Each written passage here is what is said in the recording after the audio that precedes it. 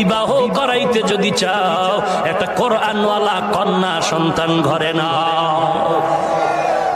যেই ঘরের মধ্যে কন্যা থাকবে কোরআনওয়ালা, ওই সন্তান শ্বশুর শাশুড়ির সাথে বেয়াদবি করবে না। কোরআনের আকর্ষণ। এরে নবীর উম্মতের দল, আজ আমার দেশের মানুষ বিয়া করানোর আগে বেয়াই সাহেবের সাথে কন্টাক্ট করে বিদেশের সার্টিফিকেট দিবেন। বড় দুঃখ, এই যৌতুকের গজব এই সমাজটারে ধ্বংস করে ফেললো। গতকাল আমি বয়ান করলাম গোপালগঞ্জ প্রাণ কেন্দ্র শহরে, বঙ্গবন্ধু ডিগ্রি কলেজের প্রিন্সিপাল আমার পাশে বসা। বয়ানের ফাঁকে একটা সুন্দর একটা ছোট্ট বাচ্চা আমার সামনে দাঁড়ায়া বলে একটু দোয়া করে দেন। বয়ানের মাঝখানে ছেলেটা ছোট বাচ্চা, চেহারাটা দেখে দিলটা কেড়ে নিল। ডানে আমার বাচ্চাটা দাঁড়ানো, বাম পার্শ্বে ওই বাচ্চাটার নানা বসে বসে কান্না করে।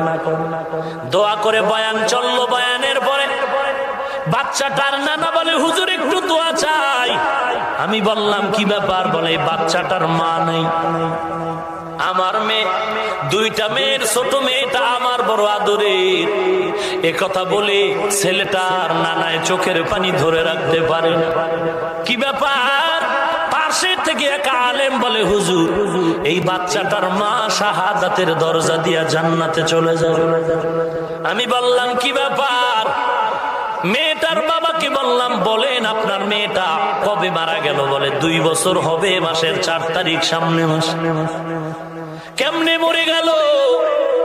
বলে হুজুর বুঝলাম না, ওর শ্বশুর বাড়ির ওর স্বামী আর ফ্যামিলির লোকেরা এমন ভাবে কুড়াল দিয়া মেয়েটারে কেটেছে, সহ্য করা যায় না।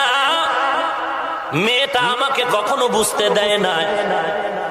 যদি আমার কাছে যৌতুকের কোটি টাকা চাইতো দিয়া দিতাম, আমার মেয়েটা বড় আদরের ছিল।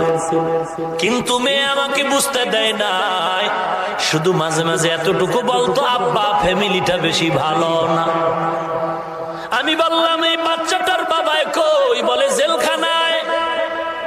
আজকে যারা নারীর অধিকারের স্লোগান দাও, যৌতুকের মামলা বন্ধ করতে পারো না, আমি বরিশালের ভাষায় বলে গেলাম তোমরা লুচ্চা, চূড়ান্ত লম্পট। ইসলাম ছাড়া নারীর অধিকার কেউ দিতে পারে না।